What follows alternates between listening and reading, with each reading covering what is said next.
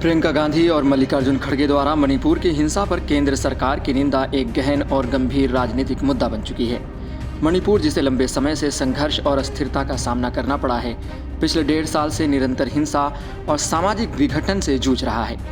प्रियंका गांधी ने विशेष रूप से प्रधानमंत्री नरेंद्र मोदी और उनकी सरकार को इस हिंसा की अनदेखी के लिए कटघरे में खड़ा किया। उनका आरोप है कि प्रधानमंत्री ने राज्य में स्थिति सुधारने के लिए कोई ठोस प्रयास नहीं किया है। मणिपुर के संदर्भ में अगर हम हालिया घटनाओं की समीक्षा करें तो वहां के हालात वास्तव में चिंताजनक है। जातीय संघर्षों और सांप्रदायिक तनावों ने राज्य की स्थिरता को हिला कर रख दिया है।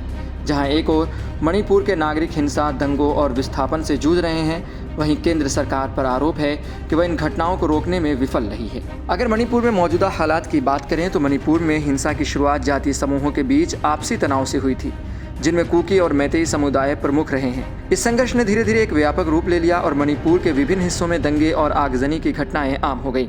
हर दिन हिंसा की घटनाएं बढ़ रही हैं, जिससे राज्य की कानून व्यवस्था पूरी तरह चरमरा गई है। प्रियंका गांधी ने अपनी सोशल मीडिया पोस्ट में मणिपुर की स्थिति को अक्षम्य कहा और दावा किया कि प्रधानमंत्री की उदासीनता इसके पीछे मुख्य कारण है। उन्होंने यह भी कहा कि ऐसी कोई मिसाल नहीं मिलती कि देश का एक राज्य महीनों तक जलता रहे और उसकी चर्चा भी न हो। यह बयान इस ओर भी इशारा करता है कि कांग्रेस का मानना है कि मणिपुर की घटनाओं को लेकर केंद्र सरकार के प्रयास या तो नाकाफी हैं या फिर उनकी प्राथमिकता सूची में नहीं है। प्रियंका गांधी का कहना है कि प्रधानमंत्री नरेंद्र मोदी ने मणिपुर की हिंसा को रोकने की दिशा में ठोस कदम उठाने की कोशिश भी नहीं की। उनका यह भी कहना है कि देश की आंतरिक सुरक्षा किसी नेता की व्यक्तिगत इच्छा पर निर्भर नहीं हो सकती।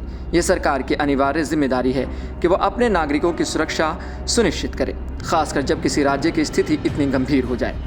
कांग्रेस महासचिव ने मणिपुर के लोगों के प्रति अपनी सहानुभूति प्रकट करते हुए यह भी कहा कि प्रधानमंत्री की उदासीनता अक्षम्य है और इसे माफ नहीं किया जा सकता। इस बयान के पीछे प्रियंका गांधी का स्पष्ट संदेश है कि केंद्र सरकार को मणिपुर की जनता के प्रति अधिक संवेदनशील और जिम्मेदार होना चाहिए था। वहीं इससे पहले कांग्रेस अध्यक्ष मल्लिकार्जुन खड़गे ने भी मणिपुर की हालिया घटनाओं पर केंद्र सरकार को निशाने पर लिया।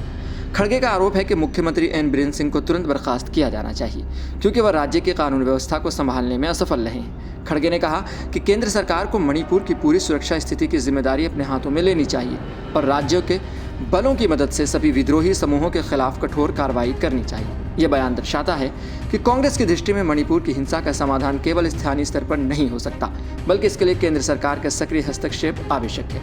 खड़गे ने स्पष्ट रूप से कहा कि यदि मुख्यमंत्री बीरेन सिंह को तुरंत बर्खास्त नहीं किया गया तो मणिपुर में स्थिति और भी बिगड़ सकती है। केंद्र सरकार की तरफ से इन आरोपों पर अब तक कोई स्पष्ट प्रतिक्रिया नहीं आई है। हालांकि केंद्र ने कुछ राहत कार्यों और सुरक्षात्मक कदमों की घोषणा की है, लेकिन कांग्रेस के अनुसार ये कदम नाकाफी साबित हो रहे हैं। केंद्र सरकार का मानना है कि मणिपुर में स्थिति को नियंत्रण में लाने के लिए कड़ी निगरानी और स्थानीय प्रशासन की मदद की जा रही है। वहीं सुरक्षा बलों की तैनाती और राहत शिविरों के संचालन की भी प्रयास जारी है।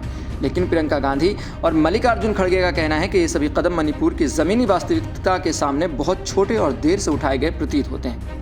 वहीं मणिपुर की जनता की अगर हाल की बात की जाए तो मणिपुर के हज़ारों परिवार इस समय राहत शिविरों में रहने को मजबूर हैं। उनके घर जल चुके हैं, रोजगार के साधन नष्ट हो चुके हैं और लोग अपने परिवार से बिछड़ गए हैं। रोजाना हो रही हिंसा और दंगों ने वहां के समाज को गहरे मानसिक तनाव में डाल दिया है। प्रियंका गांधी के अनुसार ये केवल मणिपुर का मुद्दा नहीं है, बल्कि यह पूरे देश के लिए एक सबक। सरकार की निष्क्रियता कैसे एक राज्य की सुरक्षा और स्थिरता को खतरे में डाल सकती है।